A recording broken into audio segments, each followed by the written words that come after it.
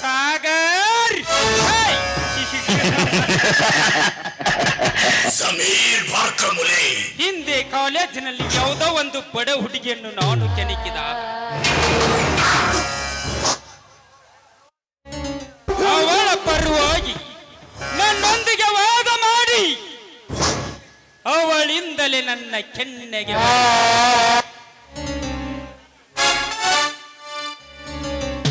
ಈ ನೂರಾರು ಕಾಲೇಜ ಹುಡುಗಿಯರ ಎದುರಿಗೆ ಈ ಕಾರ್ತಿಕನಿಗೆ ಅವಮಾನ ಮಾಡಿಸಿದನಲ್ಲ ಸಾಗರ್.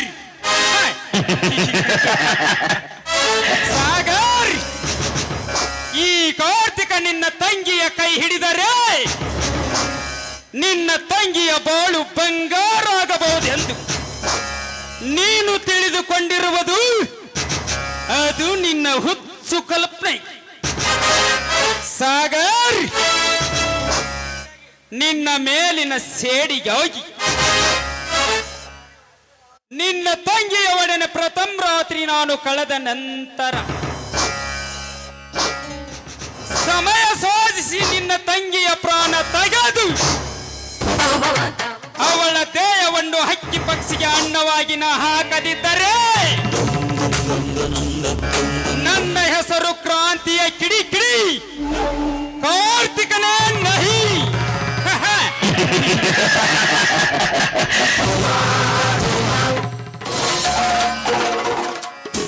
ಓಹೋ, ರಕ್ಕಿ ಬಲತ್ತ ಹಕ್ಕಿಯಂತೆ ಹಾರಿ ಆಡು. ಓ ಸಾಗರನ ತಂಗಿ ಚಂದ್ರ ಇತ್ತು ಕಡೆನೇ ಬಂದು ಬರಲಿ ಬರಲಿ.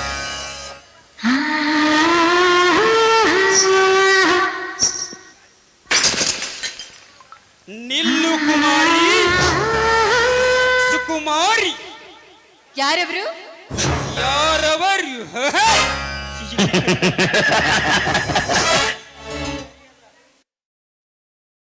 ನಿಮ್ಮಂತ ಹರಿಯದ ಬಾಲಿಯರ ಶೀಲ ಎಂಬ ಗದ್ದಿಗೆಣ್ಣು ಏರಿ ಹರಿದು ತಿನ್ನುವ ವೀರ ಪುರುಷ. ನೋಡಿ, ನೀವ್ ಯಾರಾದ್ರೆ ನನಗೇನು? ನಾನು ಮನೆಗೆ ಹೋಗ್ಬೇಕು, ದಯವಿಟ್ಟು ನನಗೆ ದಾರಿ ಬಿಡಿ. ಲೇ ಹೆಣ್ಣೆ, ಈ ವೀರ ಪುರುಷನಿಗೆ ಗೊತ್ತಿಲ್ಲ ದಾರಿ. ದಾರಿ ತೆಪ್ಪಿ ಬಂದ ನಿಮ್ಮಂತ ಸುರಸುಂದ್ರಿಯರ ದೇಶಕ ಉಂಡಾಗಲೇ ನನ್ನ ಮನಸ್ಸಿಗೆ ಶಾಂತಿ. ಬಾಚಿನ ನನ್ನವಳಾಗಲು. ದೂರ ಸರ್ದು ನಿಂತು ಮಾತಾಡೋನರಪ್ಪ ಅಂತವನೆ. ಇದುವರೆಗೂ ಈ ಚಂದನಿಗೆ ಮರ್ಯಾದೆ ಕೊಟ್ಟು ಮಾತಾಡಿದ್ದಾಳೆ. ಅದನ್ನ ಲೆಕ್ಕಿಸಿದೆ ಒಂದು ಹೆಜ್ಜೆ ಮುಂದಿಟ್ಟಿದ್ದೆ ಆದ್ರೆ ಕಾಲಲ್ಲಿರೋ ಚಪ್ಪಲಿಯಿಂದ ಮಾತಾಡಿಸ್ಬೇಕಾಗುತ್ತೆ.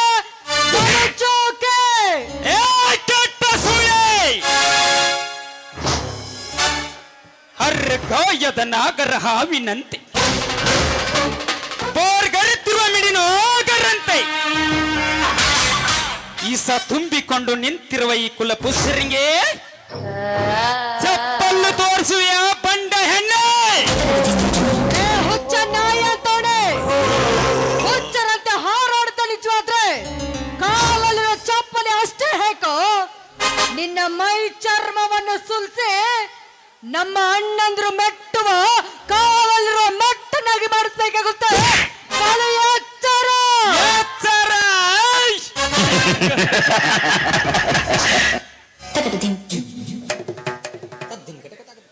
ಲೇ ನನಗೆ ಎಚ್ಚರ ಹೇಳುವ ಹುಚ್ಚರಂಡೆ, ಒಳ್ಳೆ ಮಾತಿಂದ ನೀನು ನನ್ನವಳಾದರೆ ನನ್ನ ಶ್ರೀಮಂತಿಕೆಲ್ಲ ನಿನ್ನ ಸ್ವಂತ ಆಗುತ್ತದೆ. ಬಾಚಿನ್ನ ನನ್ನೊಲವಿನ ಚಿಗುರಾಗಿ. ಮುಚ್ಚಬಾಯ್ ರಾಕ್ಷಸ, ನೀ ತೋರಿಸ್ತಾ ಇರೋ ನಿನ್ನ ಬಂಗಾರ ಕೇವಲ ನಾ ಮೆಟ್ಟು ಹಾರ್ಗು ಚಪ್ಪಲಿಗೆ ಸಮ. ಕೆಟ್ಟ ಸುಳೆ.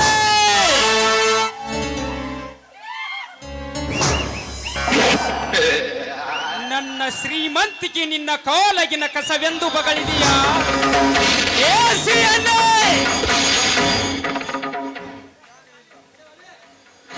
ಮರ್ಯಾದಿಂದ ನೀನು ನನ್ನವಳಾದರೆ ಸರಿ, ಇರದಿದ್ದರೆ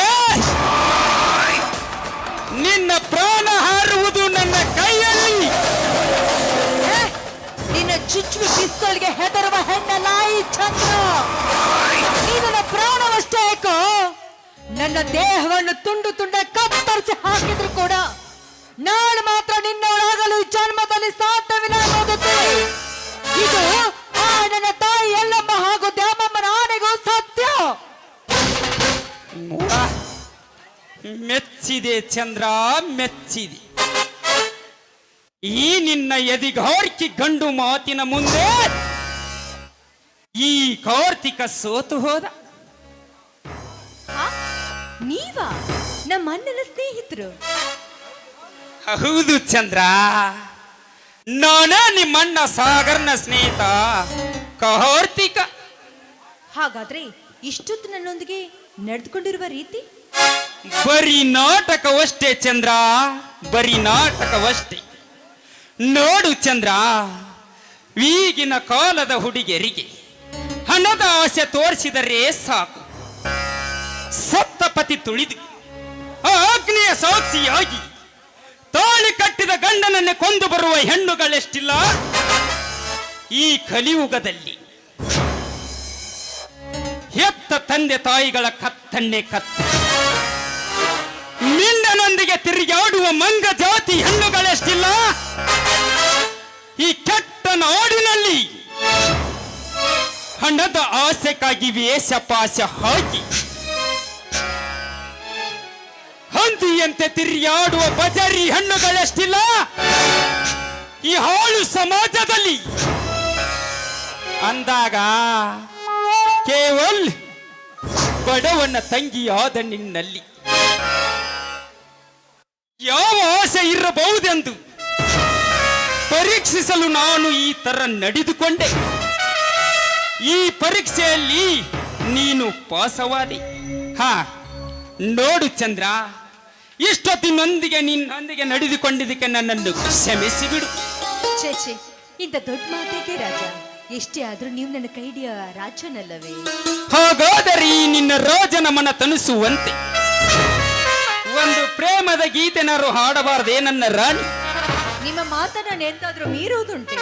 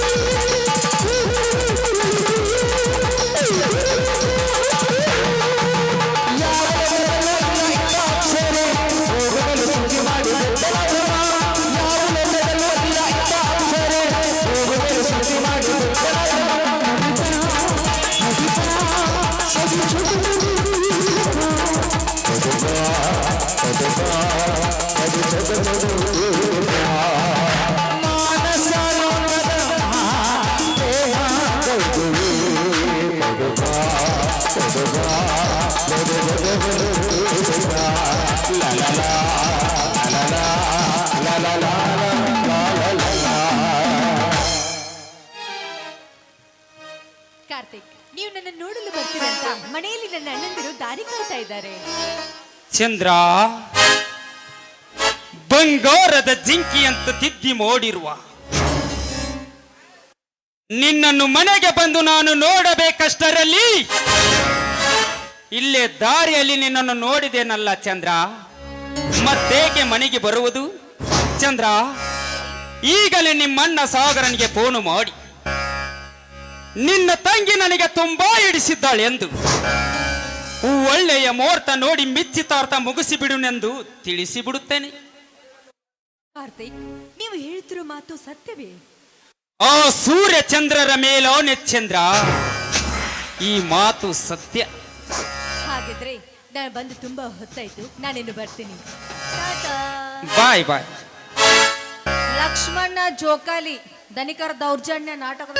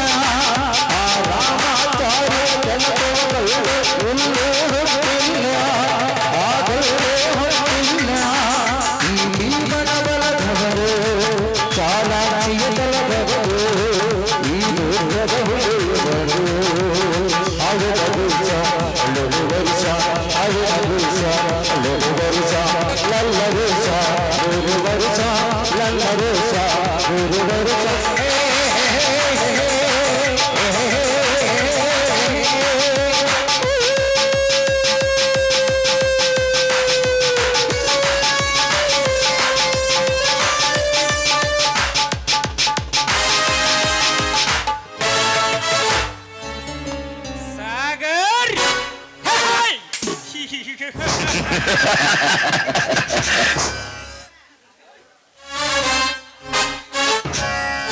ನಿನ್ನ ಮೇಲಿನ ಸೇಡಿಗಾಗಿ ನಿಜಕ್ಕೂ ನಿನ್ನ ತಂಗಿಯನ್ನು ಕೊಲೆ ಮಾಡಿಸಬೇಕೆಂದು ನಿಜಕ್ಕೂ ಈ ಕಾರ್ತಿಕನ ಭಾವನೆ ಸುಳ್ಳವಾಯಿತು. ಬಂಗಾರದ ಕಡ್ಡಿಯಿಂದ ತಿದ್ದಿ ಮಾಡಿ ನಿನ್ನ ತಂಗಿಯನ್ನು ನಾನು ನೋಡಿದ ಮೇಲೆ ನಿಜಕ್ಕೂ ನಾನು ನಿನ್ನ ತಂಗಿಯನ್ನು ಮದುವೆಯಾಗಿ ಅವಳೊಂದಿಗೆ ಬಾಳಿ ಸಾಧಿಸಬೇಕೆಂದು ಆಸೆ ಮನದಲ್ಲಿ ಉಕ್ಕಿ ಕಡಲು ಕಡಲಾಗಿ ಹರಿಯುತ್ತದೆ. ಎಸ್, ಈ ಜನ್ಮದಲ್ಲಿ ಅಷ್ಟೇ ಅಲ್ಲ, 7 ಜನ್ಮದಲ್ಲಿ ಕೂಡ ಆ ಸಾಗರನ ತಂಗಿ ಚಂದ್ರಳೇ ಈ ಕಾರ್ತಿಕನ ಸತಿ.